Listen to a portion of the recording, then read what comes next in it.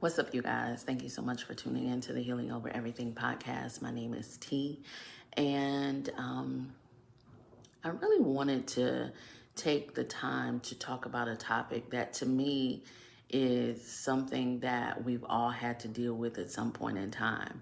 And I actually had one of my subscribers request or suggest this particular topic, and I had already taken some notes and included it in my podcast topic list. So I was already on the road to kind of creating content around it.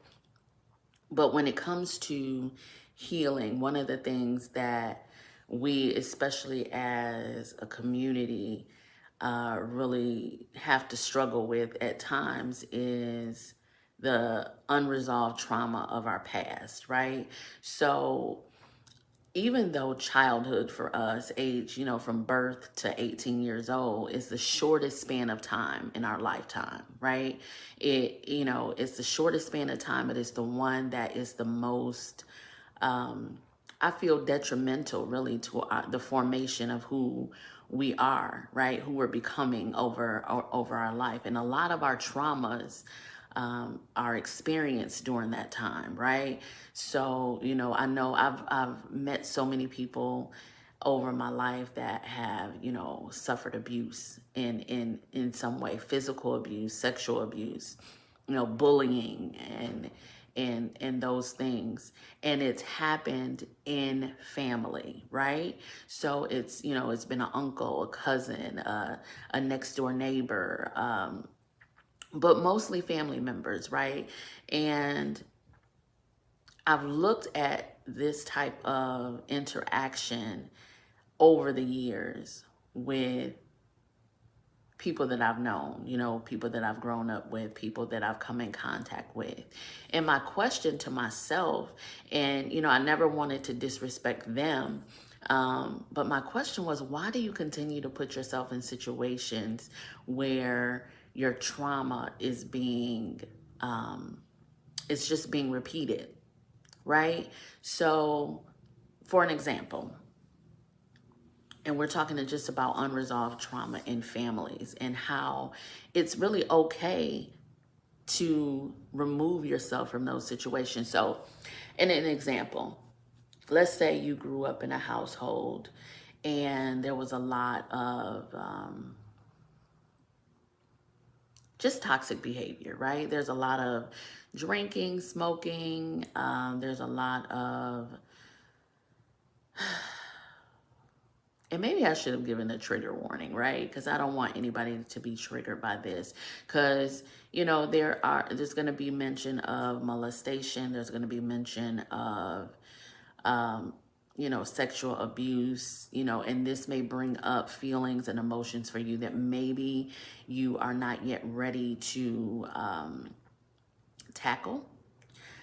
This show is here to be a resource for you when you get to the point where you want to acknowledge those situations and heal from them. But if these topics are triggers for you, I just ask that you would, save this for a later time when your heart and your spirit can receive the information, right?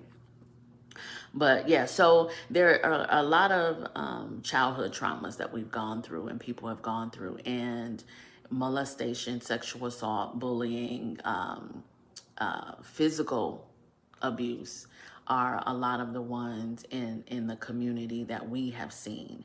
And I'm going to give you a little bit of information and this is a sister hug, right? This is, baby, it's okay.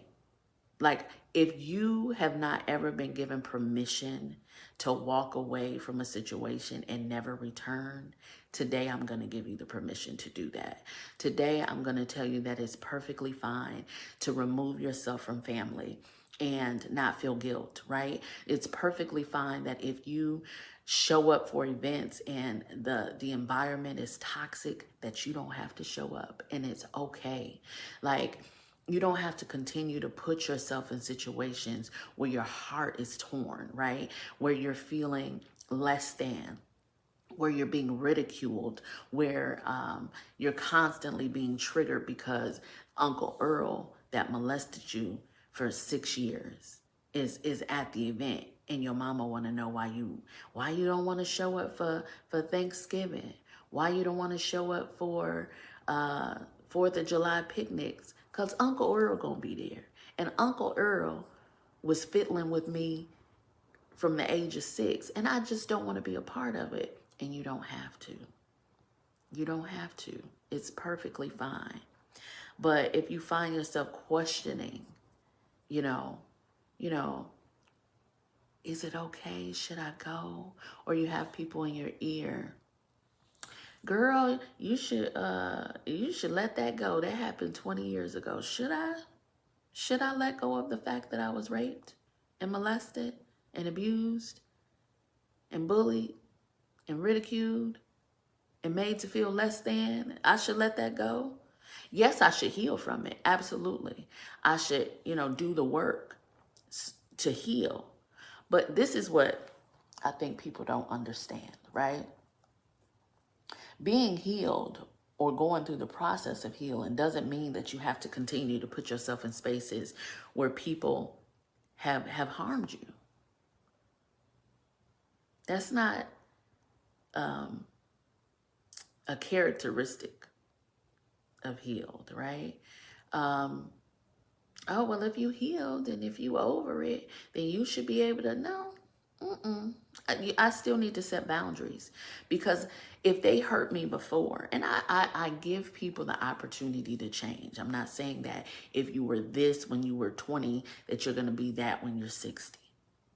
However,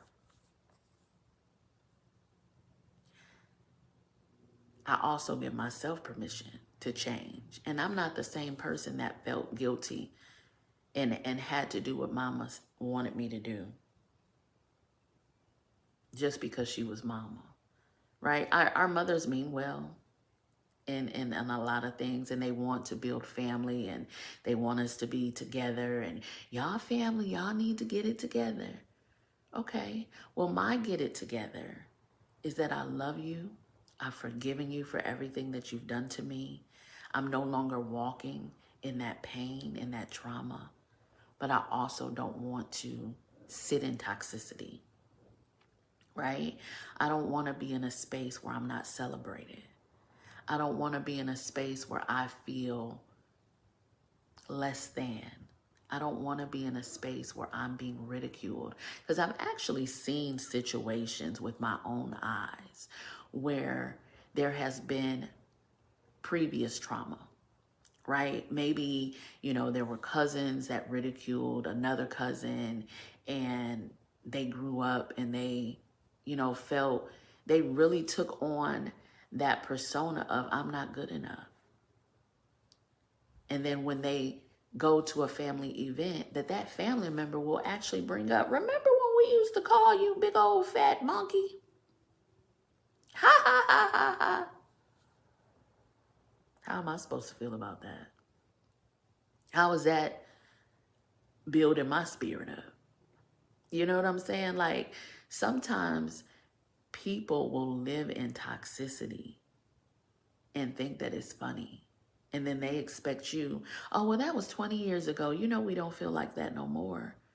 Well, exactly right. That was 20 years ago. So why are we still laughing about it? Why are we still bringing it up? Why are we still, remember when we used to? That means it's still fresh on your mind. If it's still fresh on your mind, you will do it to me today. And if you'll do it to me today, then I have to say, you know what? I love myself enough to not put myself in a position for someone to treat me badly. Plain and simple. You are the author of your life. You're writing the story. So when you're a child, you may not have the opportunity to actually be the author, right? Because we have parents, we have grandparents, we have teachers, we have community leaders, we have all of these people that are trying to form our lives, and they kind of have the control because we're young. We don't really know what we should be doing, where we should be going, so we're being led by other people. But when we get older and we come to a place of being responsible for ourselves, then we make the decisions. We make the choices. We're writing the story. And if in my story, I want it to include and be full of peace and joy and laughter and comfort and support, right? Then I have to put myself in spaces where those things are going to be present. And at some family functions, most family functions, maybe that's not the case. And I'm not telling you this. And actually, so if someone dies in your family, right, and there's a funeral, I'm not telling you to not show up and pay your respects to your family member at a funeral. But I'm also not telling you to put yourself in a position where you emotionally, mentally cannot deal. And only you know what you can accept, right? You know what's too much for you. You know what you can handle. So if Uncle Earl that molested you died, guess what? It's okay that you don't show up to that funeral. And you don't have to give any explanation to anybody why you didn't show up. However, there's also situations where if Uncle Earl died that molested you and you're healed and, you know, and you don't feel any animosity, or not animosity, that's not the right word, but you show up, you sign the book, you know, for mom, because, you know, that's your Uncle Earl, and you know she ain't really accepted that he molested you. But you are the author. You decide what you're able and capable of doing. You are the one that sets the boundaries for your life. You are the one that says, you know what? I really don't want to do that. I don't feel like that would be a good place for me mentally. And if anybody challenges that, once you've said what you said it, and that's it. They don't have to understand it. They don't have to really accept it. They don't have to agree with it. But you do what's necessary for your own mental health and well-being. And don't let nobody tell, oh, I thought you were healed. I thought you was forgiven. I thought you was a Christian. Well, just because I'm all of those things, it doesn't mean that I'm going to continue to subject myself to something that is not for my best and highest good. Right? So today we're talking about the unresolved, not really unresolved traumas. We're talking about giving ourselves permission to walk in our healing and to set boundaries for those that have harmed us in our past, right?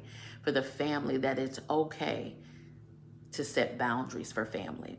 And sometimes a boundary is not even far enough, right? Sometimes, you know, this pillar that we've set up to kind of keep out the bad and, you know, let in the good, that's not enough. Sometimes you have to completely separate yourself from family. That's a thing, right? Like sometimes, you know what? You are not good for me. That means father, mother, sister, brother, uncle, auntie, cousin, all of it. And with no guilt and with no hesitation, right? So if somebody came up and slapped you in your face,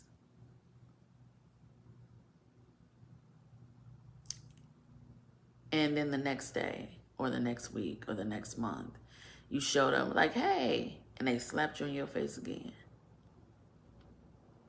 And then you had to, you know, be in their presence again. And you're going to be a little bit hesitant, like, well, guess what? I'm not going to be hesitant. Either I'm not going to show up, or I'm going to make sure I don't have no dealings with or come in any type of contact with that person, because I'm not going to give you the opportunity to slap me in my face again. Because otherwise we're going to fight. We're going to fight.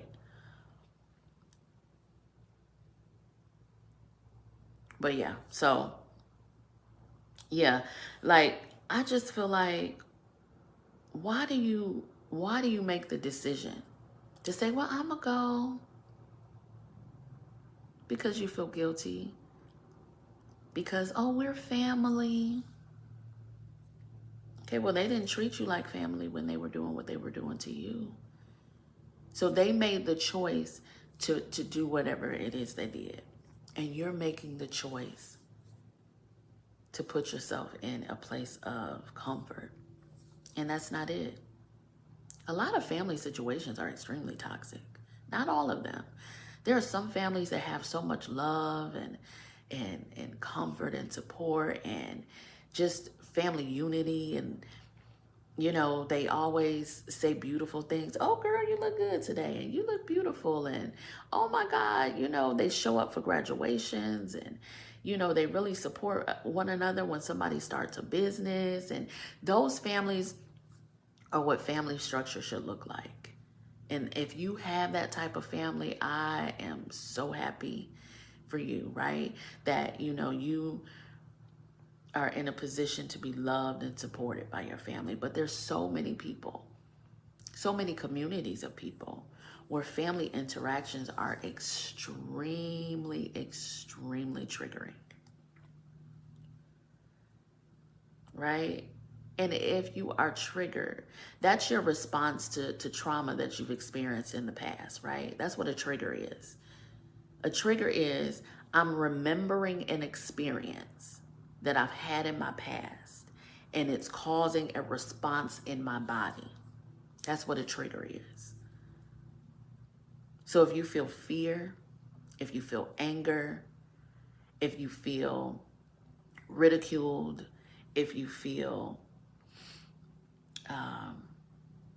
guilt, shame, when you show up to places, those are triggers. That's your body's response to something that you've experienced in your past. And the first thing that you have to do is you have to kind of, well, why do I feel this way? Right? Why am I feeling this way when I'm around Aunt Susie or Uncle Tim? Right? A lot of times you may not have to really think about it. You know what they've done to you in your past. But when you feel something, when you're around a person, now you have to make the decision.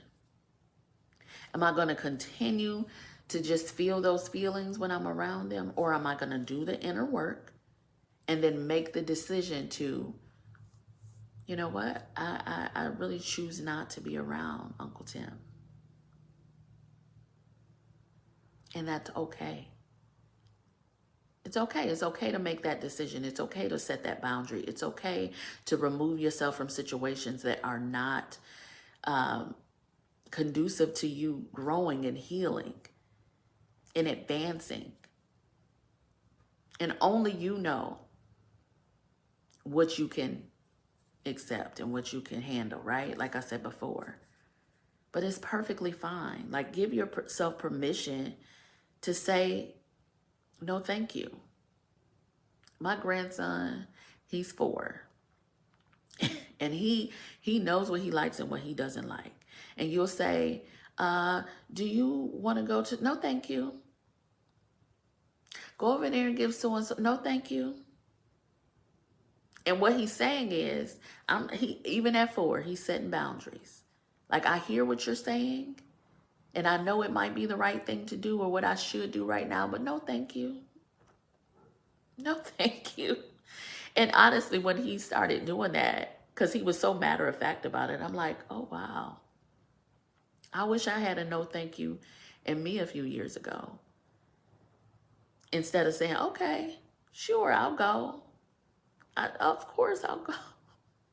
And the whole time you're like, oh my God, I don't want to be here. And you have that thing in your stomach like, ugh. As long as they don't come over here, as long as they don't come over here. And then here they come sashaying over to give you a hug. And instead of you saying, no, we're not in a position to kind of greet each other that way. You can give them a handshake, you can give them a hi, or you can just say, no, thank you. But instead you, hi, Uncle Earl. And he kissed you on it. Listen, no thank you. No thank you. Today and tomorrow, no thank you. So basically the moral of the story and the podcast, the reason that I decided to talk about this is because I've seen it so many times. I've seen situations where people continue to put themselves in positions where they allow somebody to continue to hurt them, right? They allow somebody to continue to make them feel like they are nothing. And you don't have to do that. Set the boundary. Say no thank you. Don't show up to the event. It doesn't mean that you're being disrespectful. It doesn't mean that you're not walking in healing. It doesn't mean that you're unforgiving. It doesn't mean any of those things. It means that I love myself enough to say no thank you. That I love myself enough to make the decision that I'm not going to continue to put myself in situations where my mental and physical well-being is being challenged. Because in those situations, sometimes those people are challenging you to see if they can trigger you, if they can see if they can get you to go off or get you to act out of character. So why show up? Why? Because Auntie Susie said you should.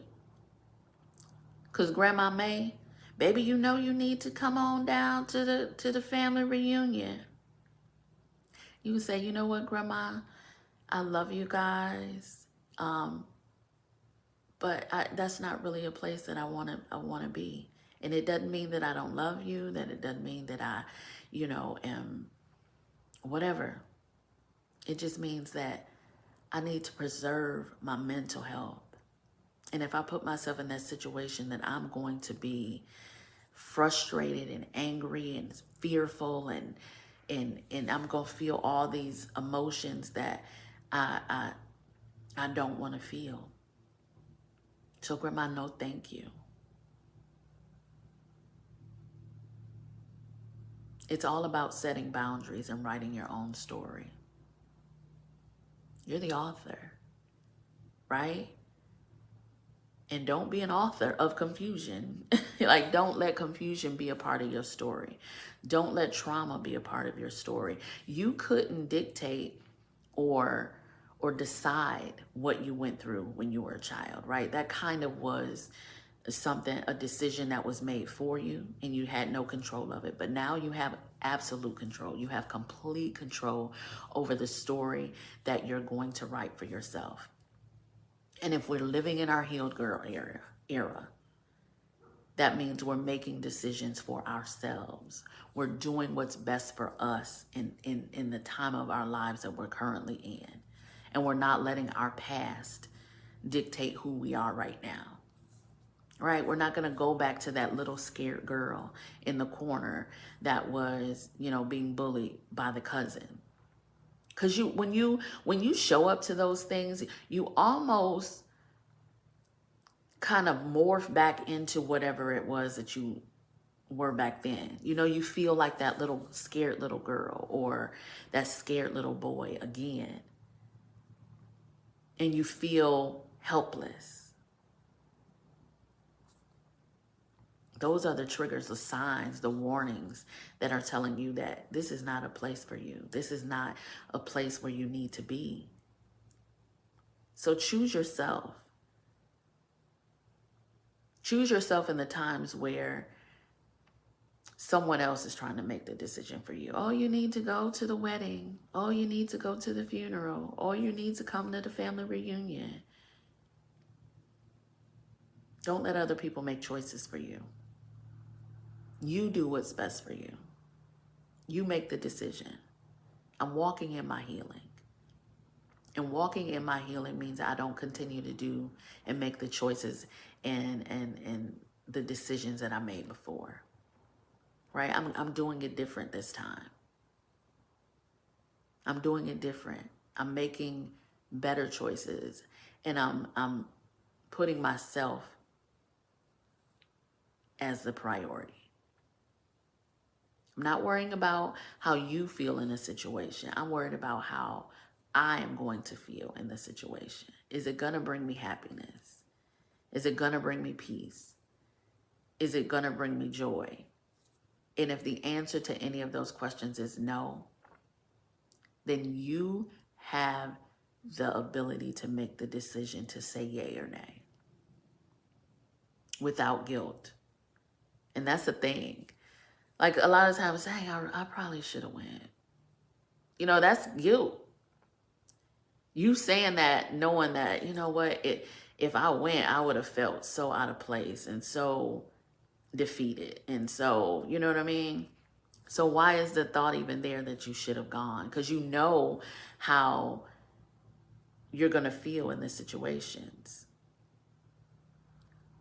But what being healed looks like is writing your own story. Not letting other people have the control to set boundaries for yourself. And if you know, I always wanted to, you know, have a family where, you know, we supported one another. Then you find the family members that are for you and you surround yourself with them. And, you know, you guys create what it is that you want. And sometimes that your biggest support and the people that turn out to be family are actually people that you meet along the way and along your journey. My brother said something to me one time and he said, you know, I had to create my family. You know, and I'm like, well, you got family. But he went out and he found people that were like-minded. And he created the family structure that he wanted. You know, he surrounded himself with the people that were, that had his best interest at heart. And it's okay to do that. Sometimes you meet people along your path and journey that love you more than you've ever felt loved by, you know, people, a family that you were born into.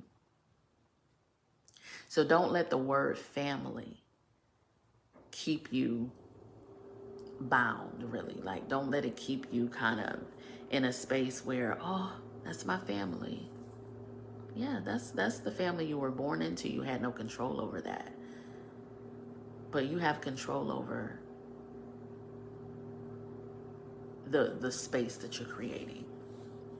And that's how I feel like that's why I say all the time that I'm an alchemist, because I am in a creating space. I'm creating what I want for myself. And sometimes I have to be careful because I don't want to create a space of isolation.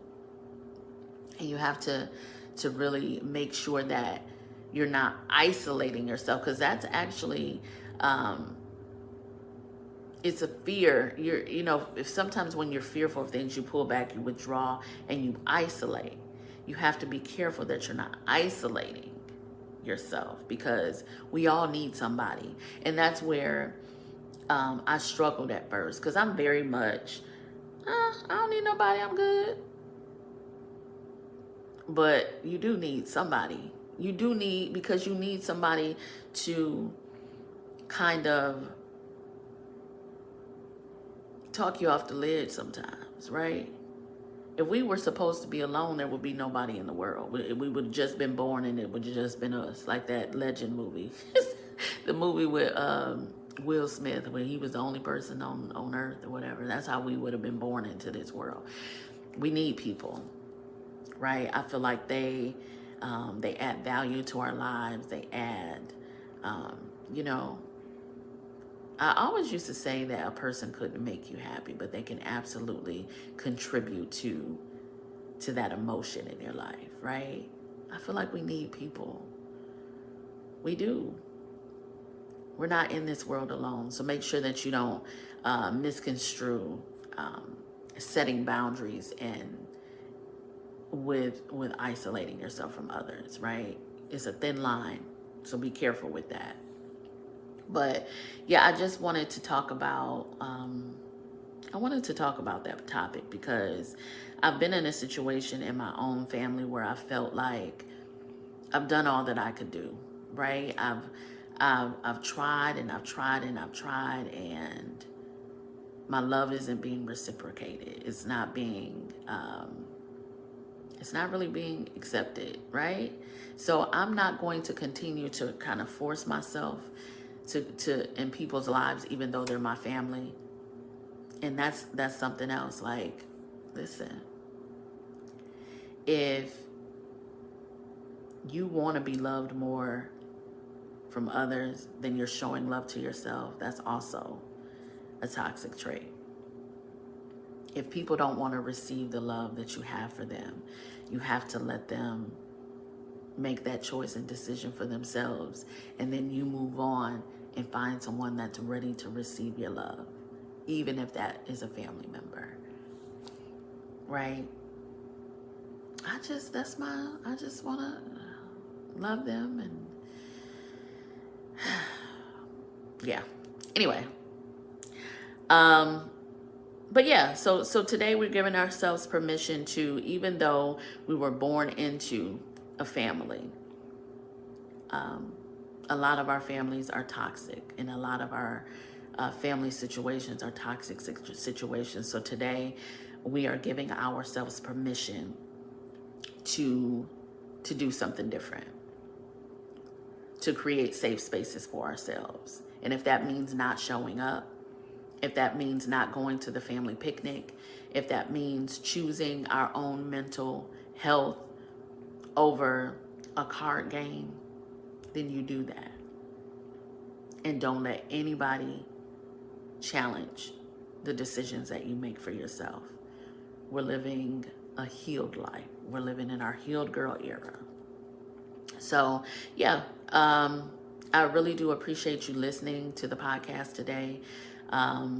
If I said something today that was helpful or inspiring or insightful, just come and comment down below in the comments on our YouTube page, or respond on our Spotify. There's a space where you can kind of comment there as well, and let us know if you have a topic that you want us to mention or talk about here on the podcast, or if you want to be a guest on the show. So a lot of times it's just me talking and giving insight about the things that I've gone through and the journey that I'm on my healing path.